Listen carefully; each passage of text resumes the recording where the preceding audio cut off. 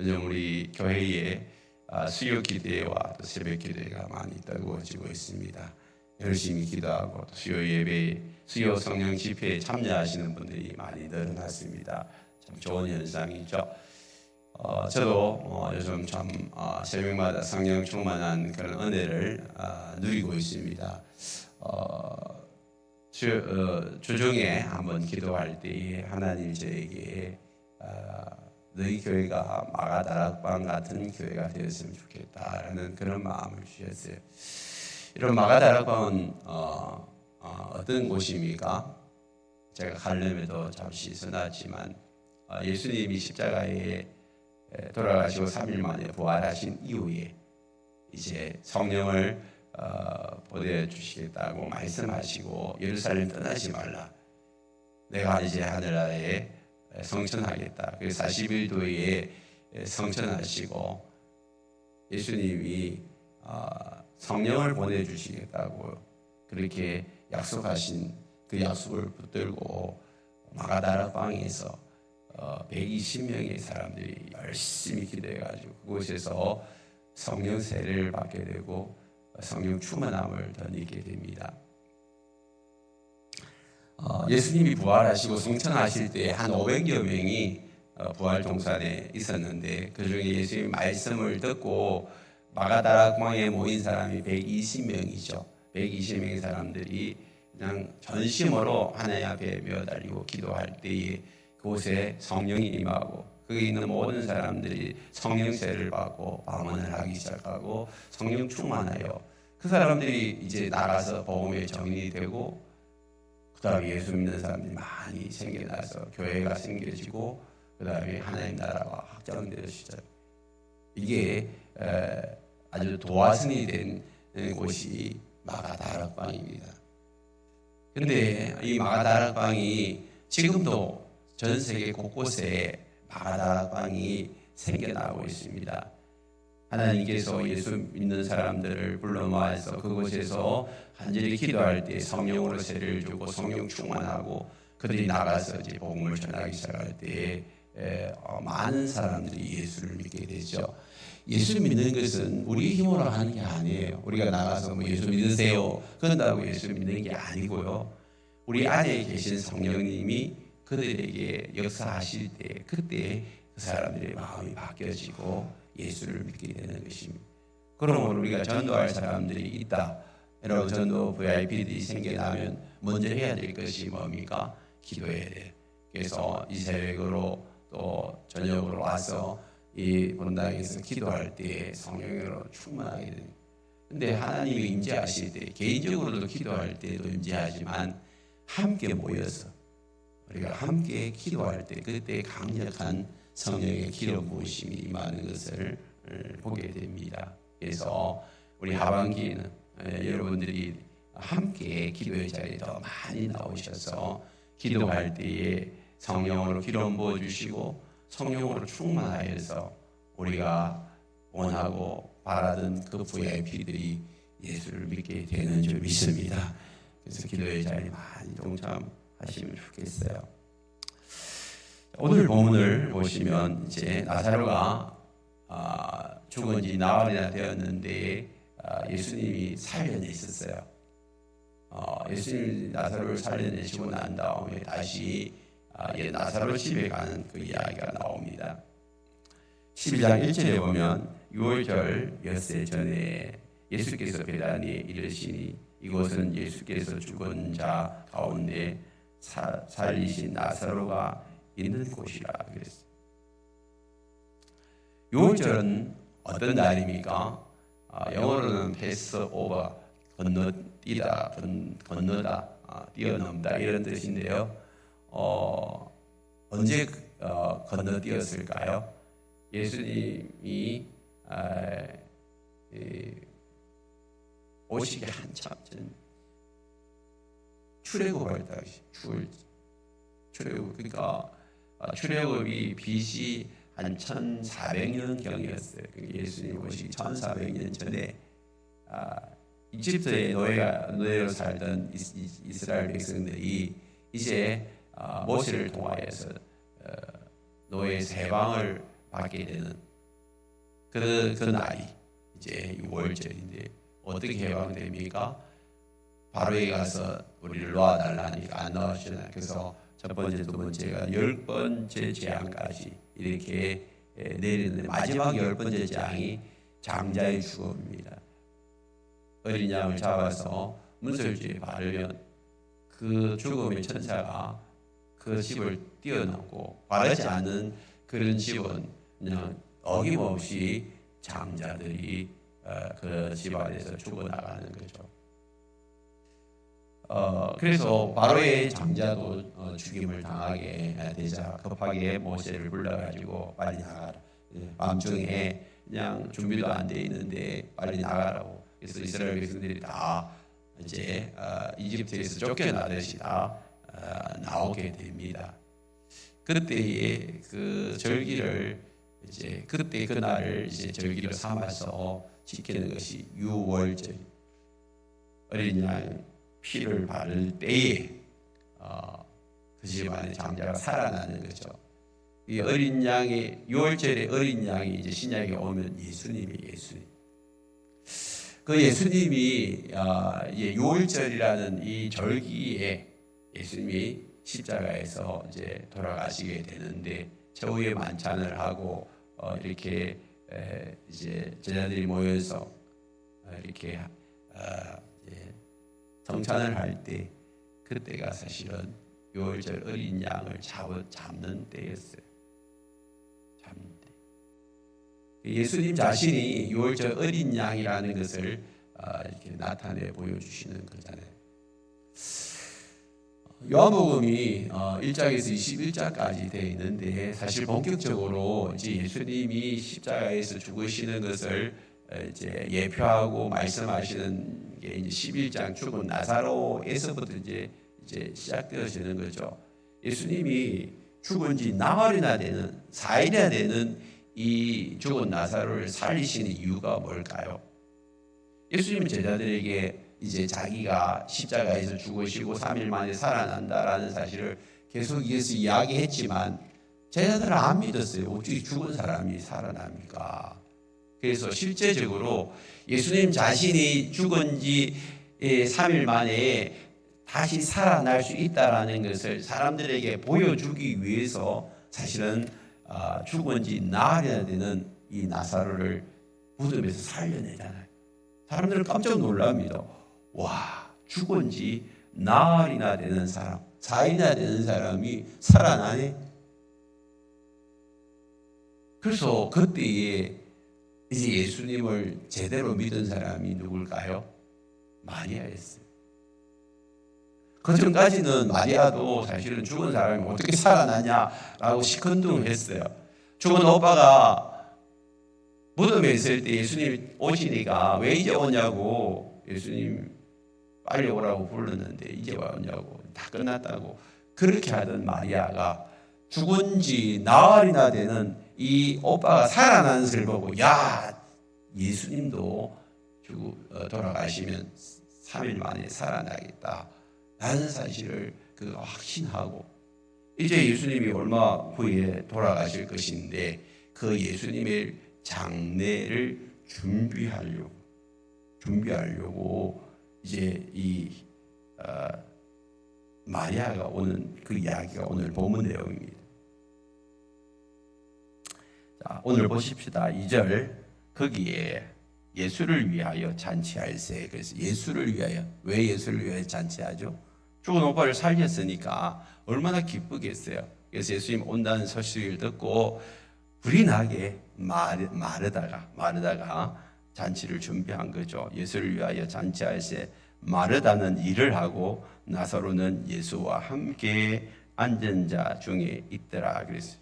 여러분, 마리아는 얼마나 몸이 빠른지 몰라요. 그래서 몸으로 얼마나 잘 섬기는지 몰라요. 그래서 몸으로 섬기는 이 섬김은요, 정말 귀한 섬김입니다. 그래서 늘 몸으로 섬긴 것에 대해서 기록을 하고 있잖아요.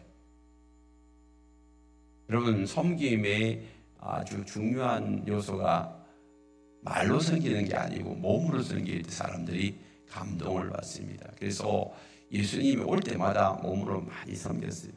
여러분 마르다에 대해서 조금 좋지 않은 인상을 가지신 분들은 그 앞에 본문에 보면 예수님 한 번은 이제 그 집안에 찾아왔는데 마르다는 또 예수님 대접하려고 막 몸으로 섬겼는데 마리아는 가만히 예수님 앞에 앉아 있었어요. 그래서 마리아에게 이제 좀 언짢은 마음이 있어가지고 예수님 내 동생이 지금 앉아 있는데 좀 나하고 같이 좀 일하라고 좀 이야기 좀 해주세요. 그러니까 예수님이 놔두라. 지금 지가 이 마리아는 지금 중요한 일을 하고 있다. 그 이야기를 하고 있잖아요. 오히려 마리아 편을 들고 있는 이 예수님의 모습을 보면서 야 마르다가 잘못한 건가? 그렇게 생각할 수 있는데 그 본문에서도 몸으로 섬기고 막 일하는 그 마르다를 야단친 게 아니고요. 이게 우선순위에 있어 가지고 먼저 하나님 앞에 말씀을 듣고 예배한 다음에 섬기라. 섬김에 대해서 야단친 게 아니고 우선순위를 이야기한 거예요. 우리가 주님을 섬기는 것은 얼마나 중요한지 몰라요. 몸으로 여러분 헌신하고 희생하는 것이 얼마나 중요한지 몰라요. 그렇죠? 우리가 지금 목장하면서 목자 목녀들이 여러분들을 위해서 몸으로 섬기고 헌신하고 또 집집마다 다니면서 또 우리가 목원들이 여러분을 위해서 식사도 준비하고 헌신하고 이게 얼마나 중요한지 몰라요. 그런데 그보다 더 중요한 우선순위는 뭐냐 하면 하나님 앞에 머물러 있는 거예요. 예배하는 거예요. 우리 신앙생활에 있어서 하나님 앞에 머물러 있는 시간 없이 몸으로만 헌신하는 것은요, 여러분 사실 위험한 거예요. 그러면 나중에 정죄하고 판단합니다. 왜 나는 섬기는데 저 사람 안 섬기냐? 나는 봉사하는데 왜 저 사람은 봉사 안 하냐? 이렇게 이제 정죄하게 되어 있는 것입니다. 그래서 우리가 주일날 여러분 각 부서에서 섬김을 가지기 전에 해야 할 일은 뭘까요? 예배 자리에 오는 것입니다. 그래서 일부 예배에 드리고 난 다음에 2부에 섬김이 있어야죠. 섬김이 없이 예배가 없이 섬기면 나중에 내 영이 이렇게 고갈되어지는 것을 보게 됩니다. 그래서 이 마리아는 이제 물론 하나님 앞에 머물러 있는 삶을 잘했지만 마르다는요 섬김을 잘했어요. 그래서 그 이후로 마르다도 하나님 앞에 머물러 있고 또 섬김의 자리에 나아간 것입니다. 그래서 어느 교회나 누구에게나 여러분 섬김은 참 중요한 것입니다. 교회에서도 가정에서도 이런 몸으로 섬기는 그런 자리에 나아가는 것 참 필요합니다. 우리 교회에서는요 그런 섬김의 자리에 많이 나아가는 것이 얼마나 감사한지요. 우리 지난 여름 성경학교 때에 구석구석에서 몸으로 섬겨서 아이들이 은혜 받도록 도와주는 그 일을 감당한 그 선생님들이 너무 감사하고 부엌에서 또 음식으로 섬기는 우리 권사님 집사님들이 너무 감사했어요. 그런 희생과 헌신을 통하여서 많은 사람들이 은혜를 받게 되는 것이죠. 여기서 지금 이제 예수님 섬기기 위해서 마르다는 열심히 일을 하고 나사로는 예수님과 함께 앉아 있었어요. 근데 나사로가 그곳에 앉아 있음으로 인해 가지고 많은 사람들이 은혜를 누리고 있었어요. 왜냐하면 나사로는 죽은 지 나흘이나 되잖아요. 그럼 사람들이 나사로 집에 와가지고 야, 저 사람 누구냐? 나사로다. 저 사람 그제 죽었잖아. 근데 어떻게 저 자리에 앉아 있지? 사람들이 저 예수라는 사람, 저 옆에 있는 예수라는 사람이 살려냈어. 여러분, 그럼 사람들이 깜짝 놀랄 거 아니에요? 저 사람이 도대체 누구지? 누군데 죽은 지 나흘에 되는 사람을 살려낼까? 그리고 예수님에 대해서 알고 싶어 하고 예수님을 알고 나면 그분을 믿을 수밖에 없는 것입니다. 그래서 나사로는 존재 자체가 다시 살아남으로 인해 가지고 그 나사로가 얼마나 많은 사람들을 전도했는지 몰라요. 여러분, 예수를 믿게 하고 전도하는 것이 여러분 존재 자체여야 돼요. 여러분들이 예수를 믿고 난 다음에 변화된 그 모습을 통하여서 여러분 주변에 있는 사람들이 깜짝 놀라야 돼요. 저 사람이 원래 저 사람 저 술 저저꾼이고 담배 골초고 야, 저 사람은 뭐 교회에 갈 사람이 아닌데요. 어떻게 저렇게 교회를 가지? 그리고 교회 가다만 사람이 막 바뀌기 시작하고 삶이 달라지기 시작하고 이 생활이나 뭐 언어나 달라지고 가정이 화목해지고 자녀들이 그냥 너무 밝아지고 이거 도대체 어떻게 해서 저 사람이 저렇게 바뀌었을까? 그 주변에 있는 사람들 놀래가지고 나도 저 사람이 저렇게 바뀌어졌다면 나도 교회 한번 가볼래. 이런 생각을 가지고 교회 오는 사람이 진짜 예수 믿게 돼 있어요. 그래서 우리가 예수님을 나타내는 거울이 돼야 돼요. 우리를 통하여서 주변에 있는 사람들이 야, 예수 믿고 싶다. 그런 생각이 들어야 돼요. 그러려면요, 우리가 완전히 바뀌어야 돼요. 어중간하게 바뀌면 안 돼요. 예수를 믿는데 어중간하게 지난주도 이야기했죠. 세상 편에 한 다리, 하나님 편에 한 다리, 앙다리를 걸쳐가지고 이렇게 왔다가 저렇게 왔다가 하지 말고 여러분 선택하십시오. 결혼이라는 것은 한 남자 한 여자를 선택하는 거잖아요. 예수를 믿는 것도 똑같아요. 이제는 예수님만 선택하는 거예요. 예수님만 선택하는, 세상을 선택하지 않고.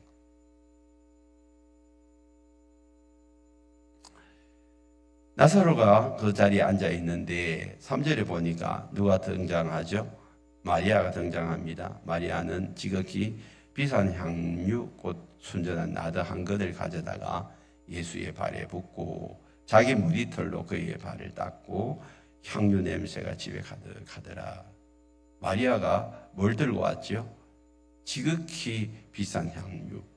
향유라는 것은 뭐 지금 여러분 향수죠, 향수.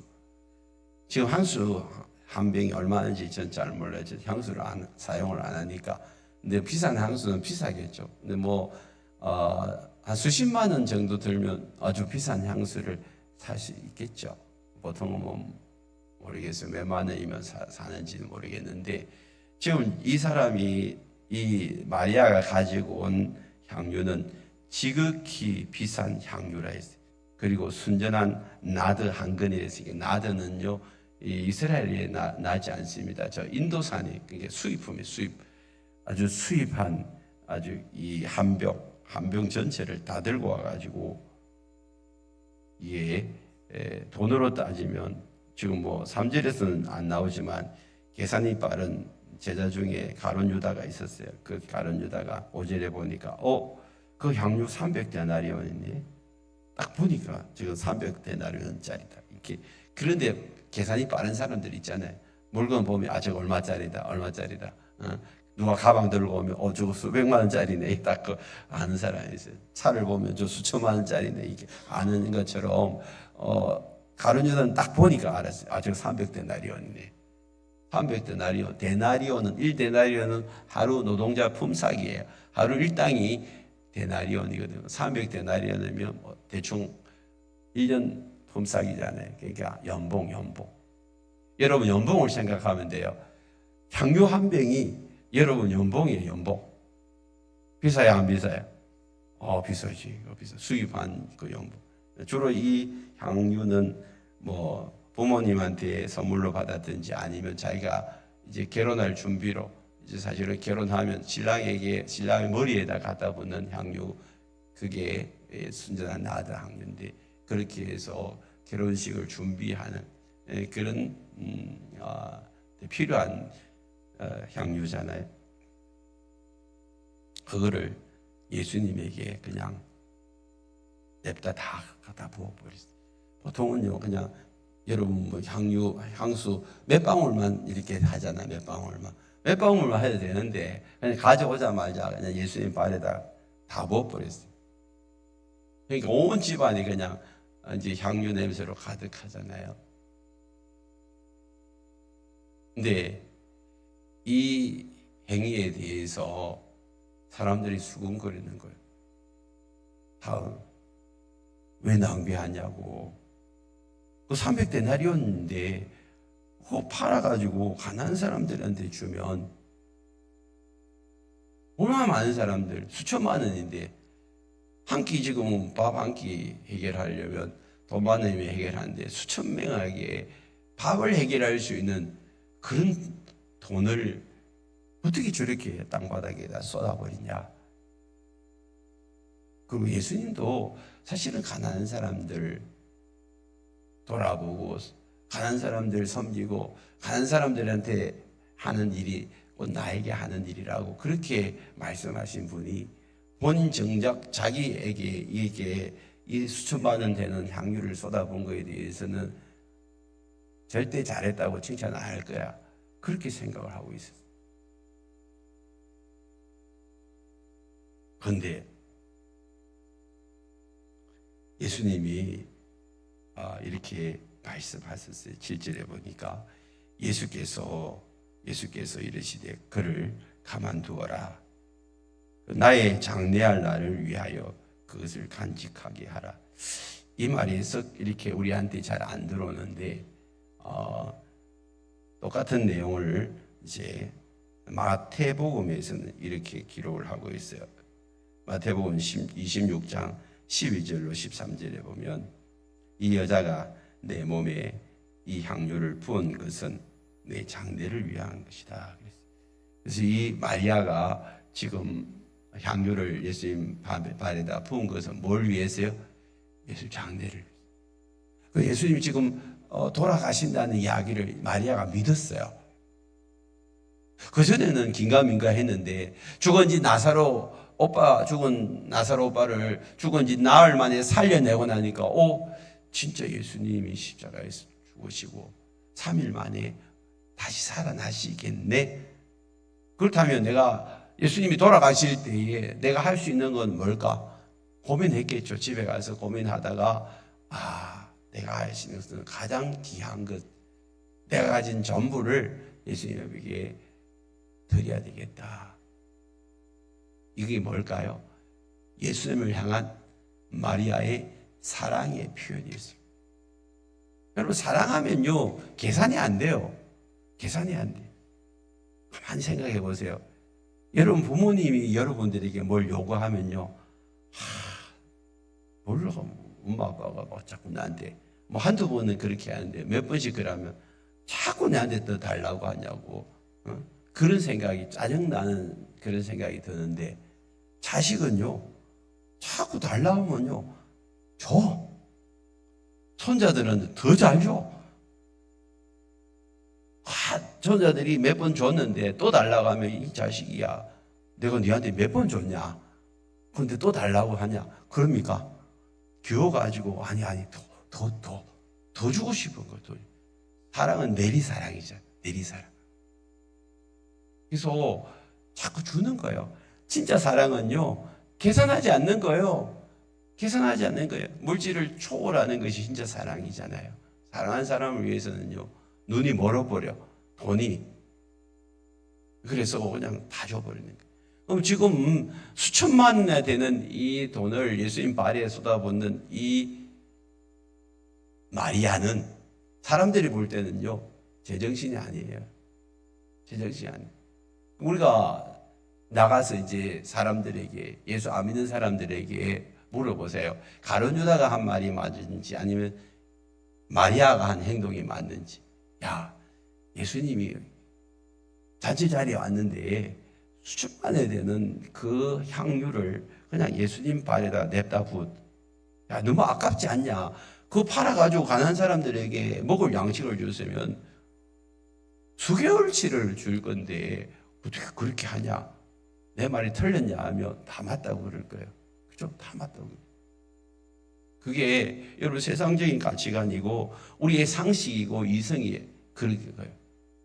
그런데 왜 지금 마리아는 그걸 뛰어넘는 거예요? 왜 그랬을까요? 근데 예수님이 보세요.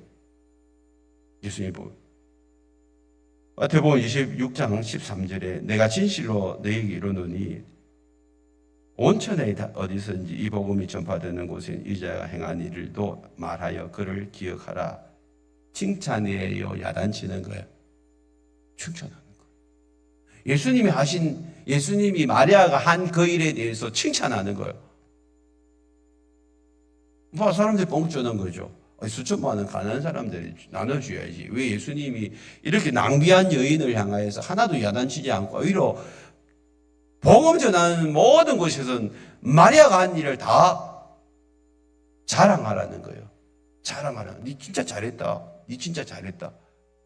그렇게 이야기합니다. 그러면 예수님이 왜 칭찬하셨을까? 예수님이 왜 칭찬하셨을까? 예수님은 막 가난한 사람들을 위하는 체 하면서 자기에 대해서 이렇게 관대하시네? 그런 거예요? 진짜 예수님이 상식적이라면 이거 야단쳐야 될 일 아니에요? 근데 왜 야단 안 치고 자기한테 쏟아부은 거에 대해서 그렇게 칭찬하고 있을까? 한번 생각해 보십시오. 자, 여기서 우리는 분명한 타이밍을 잡을 수 있습니다. 이 여인이 한 것은 내 장래를 위한 것이다. 여러분, 저도 이제 작년에 저희 아버님 천국 가실 때 장례식을 치렀어요. 장례식을 치르는데 돈이 그렇게 많이 드는 줄 몰랐어요. 수천만 원이 들더라고요. 오늘 손님들 접대하는데도요, 한 몇천만 원 들대. 손님들이 많이 와서 그런지 장례식장에서 몇천만 원 들고, 그 다음에 아버지 산소에도 갖다 묻는데 그 비용도 실순치 않게. 그렇게 해가지고 수천만 원이 들었어요. 순전한 나더 향유 값만큼 들은 거죠. 근데 사람들이 저를 보고 왜 장례식 하는데 수천만 원이나 들고 그렇게 썼냐고 저한테 야단치는 한 사람도 없었어요. 당연히 아버지 장례식에 수천만 원이 쓰는 것은 당연한 거죠.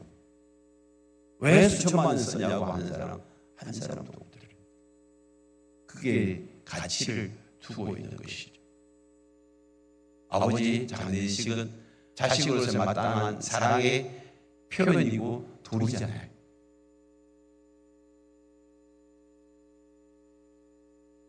여러분, 우리가 이 땅 가운데서 사랑하는 사람에 대해서 그 사랑을 표현할 때 여러분 물질을 잘 안 따져요. 얼마를 투자하는지가 아니에요. 그냥 그 사랑을 표현하려고 하잖아요. 그럼 이 여인은 지금 예수님이 전부라는 사실을 자기 나름대로 표현한 거예요. 내 인생에 있어서 가장 귀한 분이다. 내 삶을 몽땅 들여서라도 그분이 내 인생에서 가장 소중한 분이라는 사실을 예수님에게 여러분 표현한 거예요. 여러분, 우리의 인생에 있어서 예수님이 왜 그렇게 소중한 분이죠? 성경은 이렇게 말씀하고 있습니다. 로마서 8장 32절에 자기 아들을 아끼지 아니하시고 우리 모든 사람을 위하여 내어주신 이 그분이 예수님이에요. 예수님은 우리를 위해서 이 땅 가운데 오셨어요. 왜? 우리의 죄와 허물로 인하여서 우리 마땅히 멸망을 당하고 지옥 형벌을 받아야 될 우리가 예수님이 오심으로 인하여서 구원받잖아요. 우리의 모든 죄를 대속하기 위해서 이집트에서 이스라엘 백성들을 끄집어내듯이 예수님이 죄와 사망의 이 세력, 저주의 세력에서 우리를 끄집어내시기 위해서 예수님은 이 땅에 오셨습니다. 그걸 우리를 위해서 어떻게 해요? 요한일서 3장 4장 10절에 보면 사랑은 여기 있으니 우리가 하나님을 사랑한 것이 아니요 하나님이 우리를 사랑하사 우리 죄를 위하여 화목 제물로 그 아들을 보내셨습니다. 우리를 사랑하셨기 때문에 십자가에서 자신을 희생 제물로 화목 제물로 드리신 거예요. 그럼 우리가 이 땅 가운데에서 여러분 가장 사랑해야 되고 존경해야 되고 그분을 섬겨야 될 분이 예수 그리스도 아니에요. 그 사실을 깨닫고 나면 이런 예수님이 나의 인생의 전부예요. 우리가 아까 찬양한 것처럼 주 예수보다도 귀한 것이 없네. 그렇게 고백할 수밖에 없어요. 그래서 그런 고백을 한 사람은 온 마음 다하여서 주님을 사랑할 수밖에 없고 온 마음 다하여 주님을 섬길 수밖에 없는, 그분을 위해서 나의 인생을 송두리째 드려도 아깝지 않은 걸. 그래서 그분을 위해서 내 삶을 드립니다 라고 고백하는 그 고백의 행위가 오늘 마르다의 이 행위라는 것입니다. 사실은 이 향유를 어디다 쏟아야 되냐 하면 자기 남편에게 쏟아야 돼요. 결혼하고 나면 남편에게 이 향유를 쏟아붓는 거예요. 사용하는 이 향유를 내 남편, 앞으로 미래의 나의 신랑보다도 더 소중한 분이 바로 예수 그리스도 당신이십니다 라고 고백하고 거기다가 예수님 발에 쏟아붓는 것입니다. 감히 머리에 쏟지 못하고 발에다가 쏟는 것이죠. 오늘 우리 인생에서 여러분들이 예수님을 정말 내 인생의 가장 소중한 분이라는 사실을 깨달았다면 그분을 위해서 내가 무엇을 쏟아부었습니까? 그분을 위해서 내가 무엇을 헌신했습니까? 그분을 위해서 어떤 응답을 하고 어떤 보응을 했냔 말이에요. 여러분, 사랑은요, give and take입니다. 누군가 주면 또 누군가 그걸 받아야 돼. 그리고 그것을 표현해야 하는 거죠. 여러분, 그것이 그렇게 해서 여러분 결혼하는 거 아니에요? 신랑 될 사람, 신부 될 사람들이 서로 만났어요. 신랑 될 사람이 신부 될 사람을 계속해서 사랑한다고 고백했는데, 여러분, 그 신랑 될 사람에 대해서 신부가 아무런 반응도 없어. 그럼 결혼식이 되지 않잖아요. 나는 너를 사랑하는데 넌 나를 위해서 어떻게 생각하냐? 여러분들은 정말 나를 위해서 목숨을 내어놓고 나를 살리신 예수 그리스도를 위해서 여러분 어떻게 반응을 하셨어요? 어떻게 표현하셨어요? 진짜 내가 표현하는 것으로 인해 가지고 예수님이 감동을 받으셨을까? 예수님이 한날은 성전 문 앞에 지키고 있었어요. 유대인들이 성전에 들어갈 때 빈손으로 가지 않고 전부 다 이렇게 헌금을 가지고 가요. 들어갈 때 넓적한 다 보이는 곳에 헌금을 이렇게 드리고 들어갑니다. 예수님이 가만히 쳐다봤어요. 헌금함을 쳐다보고. 그런데 많은 액수를 드린 그 사람들도 또 이 두 랩돈 해봐야 몇천 원밖에 안 되는 두 랩돈을 드린 가난한 가부의 헌금도 다 보았어요. 그러고 난 다음에 예수님이 뭐라고 하죠? 야, 저 부자가 드린 많은 액수 참 잘했다. 그렇게 칭찬 안 했어요. 이 사람들 중에 제일 많이 헌금한 사람은 두 랩돈, 단지 몇천 원. 두 가난한 가부가 헌금한 그걸 놓고 제일 많이 칭찬했어요. 왜 그랬을까요? 제자들이 물어봐서 왜 그래요? 저 사람이 제일 많이 헌금했잖아요. 그렇게. 아니야. 저 두 랩돈을 둔 사람은 자신의 전부를 드린 거야. 자기 집이 오늘 지금 먹을 거리가 없는데도 불구하고 집에 있는 모든 돈을 다 끌어가지고 그 가부가 가져와서 하나님께 드렸다는 것이. 그 단지 돈이 아니에요. 그냥 자신이에요. 자신의 인생이에요. 자신의 삶이에요. 자기를 전부를 드리는 행위였어요.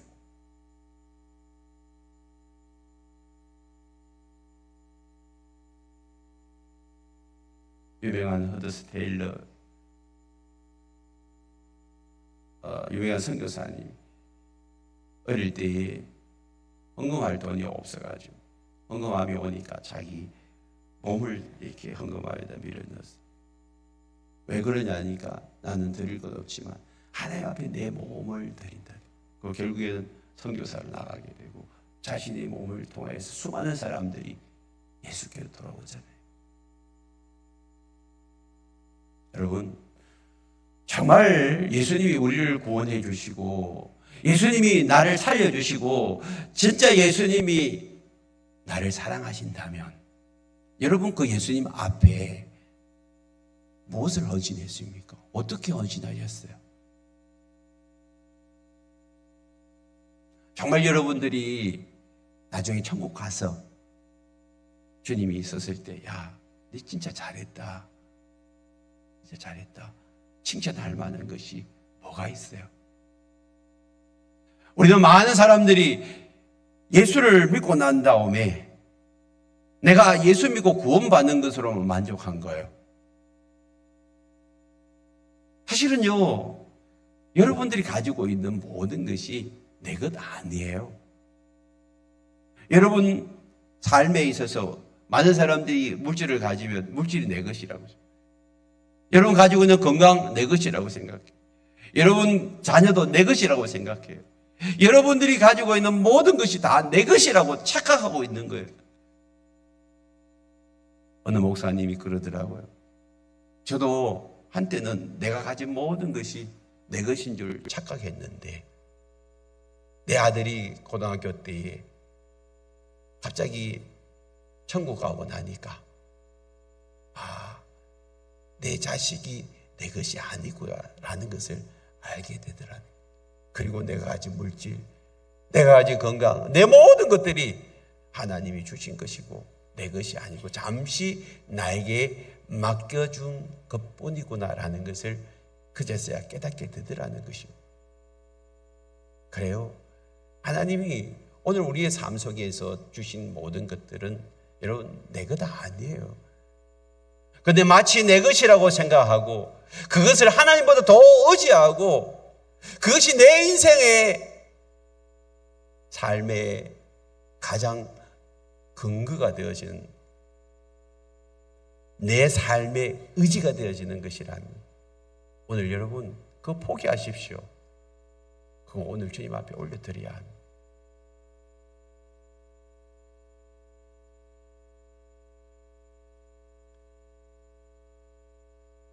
세상에서 가장 부유한 중에 한 사람이 욥이었습니다. 욥은 세상의 당대의 최고의 거부였습니다. 그런데 갑자기 그 아들들이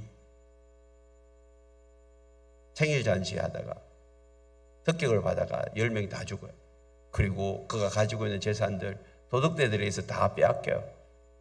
그리고 자기 몸에 질병도 나고 또 그 일을 겪고 난 다음에 아내는 야 하나님 살아계신다고 네가 하나님을 그렇게 잘 섬겼는데 왜 네게 그런 질병이 찾아오고 우리 아이들이 다 죽냐 재산 다 빼앗기냐 그러면서 하나님도 그냥 욕하고 죽어라. 그러고 난 다음에 마누라도 도망가 버렸어요. 그런 인생의 사중고를 겪는 이 욥이 나중에 어떻게 고백하죠?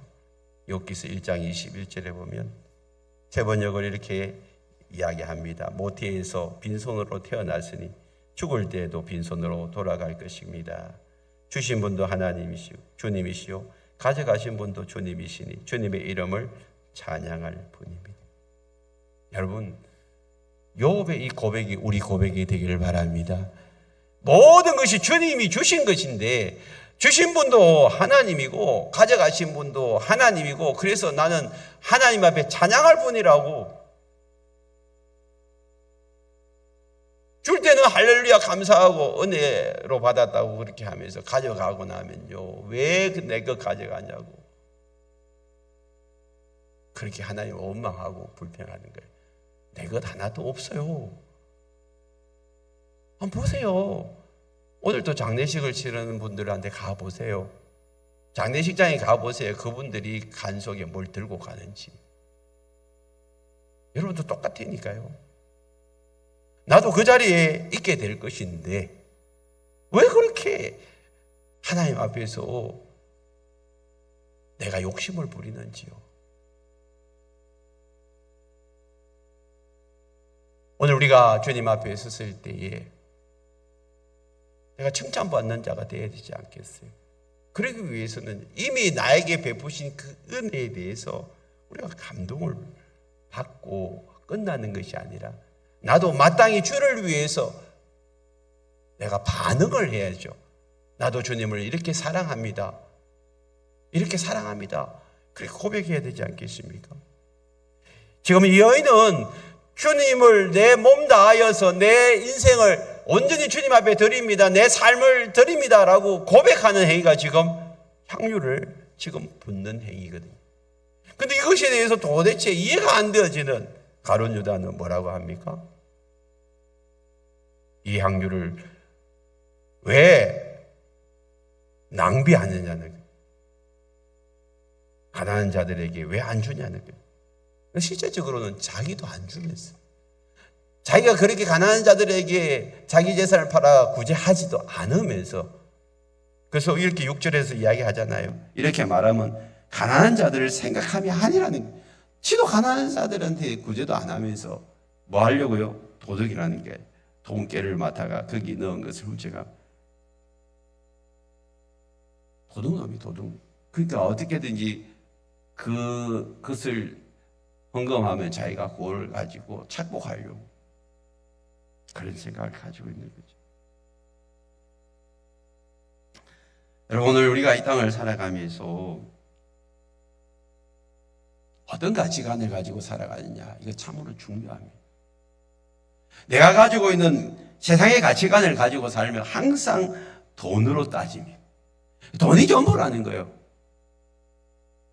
이 교회에 나와서도 이런 마리아의 헌신에 대해서는 전혀 감동을 받지 않으면 왜 저러는지 나는 그럴 필요 없다라고 생각하는 거죠. 물질적인 가치관, 세상적인 가치관을 가지고 오히려 유다 편에 서서 내 상식과 이성으로 모든 것을 판단하려고 합니다. 그러니까 하나님 앞에 뭔가를 드리는 것이 아까운 거예요. 여러분, 우리가 주님 앞에 드리는 물질이 세상의 가치관을 볼 때는 아까운 거예요. 그래서 예수 안 믿는 남편이나 아내가 하나님 앞에 헌금을 하면 그거 왜 낭비하느냐는 거죠. 특별히 10분의 1을 드리는 사람들을 보면 이해가 안 돼요. 이해가 안 돼요. 근데 사실은요, 우리가 드리는 이 10분의 1은요, 하나님이 모든 것을 하나님의 것입니다라고 고백하는 행위거든요.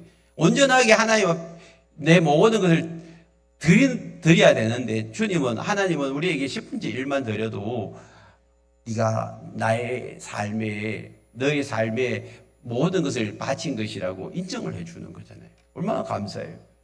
우리가 주일날 교회 와서 이 예배 드리고 시간을 바치는 것도요, 하나님이 일주일 내에 너희들이 나에게 시간을 바친 것으로 인정해 주는 행위예요.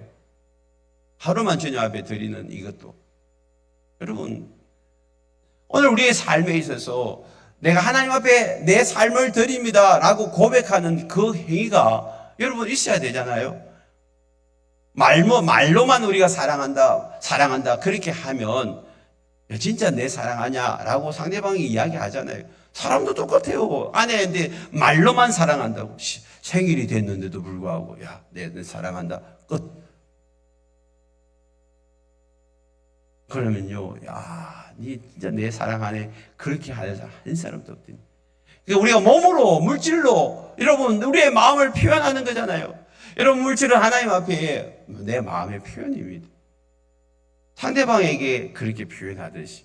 여러분, 장례식장이나 결혼식장에 가면요, 정말 내가 사랑하는 사람들, 나하고 가까운 사람들한테는요, 그냥 축의금이라고 조의금이라고 5만 원 던지고 안 오잖아요. 그게 사랑의 표현이거든요. 얼마든지 더 주고 싶은 거예요. 그게 사랑의 표현입니다. 오늘 우리의 삶에 있어서 여러분, 이 마리아가 하나님 앞에 사랑의 이 표현을 한 것이죠. 이 세상에서 주님보다 더 귀한 분은 없습니다. 그래서 우리가 그런 찬양도 하잖아요. 내 삶에 가장 귀한 분이 나의 전부라고. 근데 그 고백만, 말만 하지 말고 내 인생에 있어서 지금 그러면 진짜 내 삶의 전부고 내 가장 귀한 분으로 그분을 어떻게 받들어 섬기고 있습니까?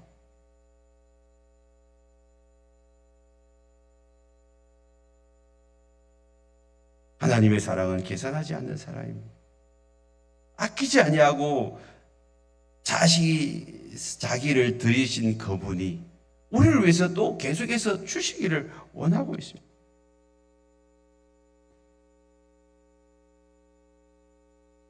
오늘 이 본문은 물질보다 사랑의 중요성을 가르쳐주고 있습니다.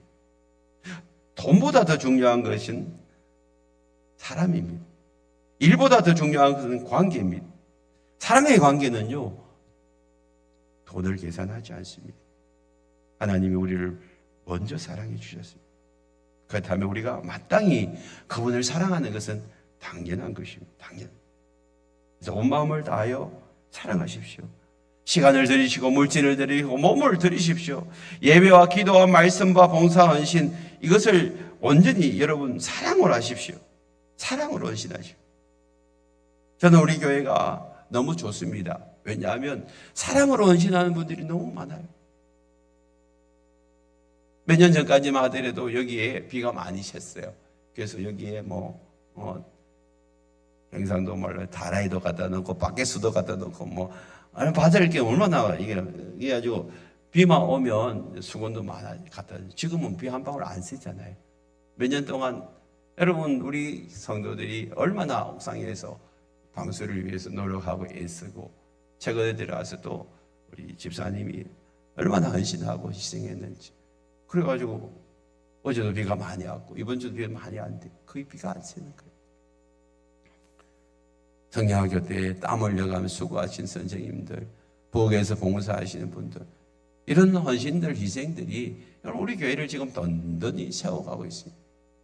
여러분 우리 교모에 여러분 주일학교 아이들이 얼마나 많은지 몰라요. 지금 다음 세대 아이들이요 매주일마다 한 7, 80명이 이렇게 나와가지고 우리 교회에서 예배 드리고 있어요. 오후 예배 보세요. 지난주도 우리가 상을 줬는데 한 3, 40명이 오후 예배에 아이들이 3, 40명이 참석해가지고 오후 예배 드리는 교회가 어디 있어요? 이게 선생님들의 수고와 헌신과 희생을 통하여서 교회가 이렇게 아름답게 성장해 가고 있지 않습니까? 참사랑은 물질을 초월하는 것입니다. 지금 내가 가진 것 하나님이 잠시 나에게 맡겨주신 것뿐이에요. 주님이 달라오면 언제든지 드려야 돼. 물질로, 시간을, 건강을. 주님 앞에 헌신하는 거예요. 저는 지금도 기억이 납니다. 우리 교회 건축할 때에 물질이 필요하다니까 시집간 그 자매가 10몇 년 지났어요. 근데 자기 집에 집을 살려고 모아놓은 돈을 그냥 다 헌금으로 우리 교회에다 바쳐버렸어요. 다른 교회에 다니면서. 여러분 이런 헌신과 희생이 바로 마리아의 헌신입니다. 정말 나를 사랑하시는 그 주님을 위해서라면, 몸된 교회를 위해서라면, 하나님 나라를 위해서라면 내가 가까워하지 않냐고 내 시간과 물질과 내 삶을 드릴 수 있다면 주님이 얼마나 감동하시겠어요. 나중에 천국 가서 진짜 네 그때 그거 참 잘했다.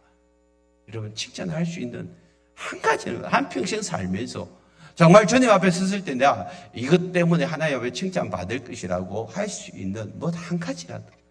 이 마리아도 300데나리 되는 나다 한 건을 바침으로 인하여 복음을 전하는 지금까지 수천 년 동안 2000년이 지난 지금까지 그 일로 인하여서 주님 칭찬하고 있잖아요.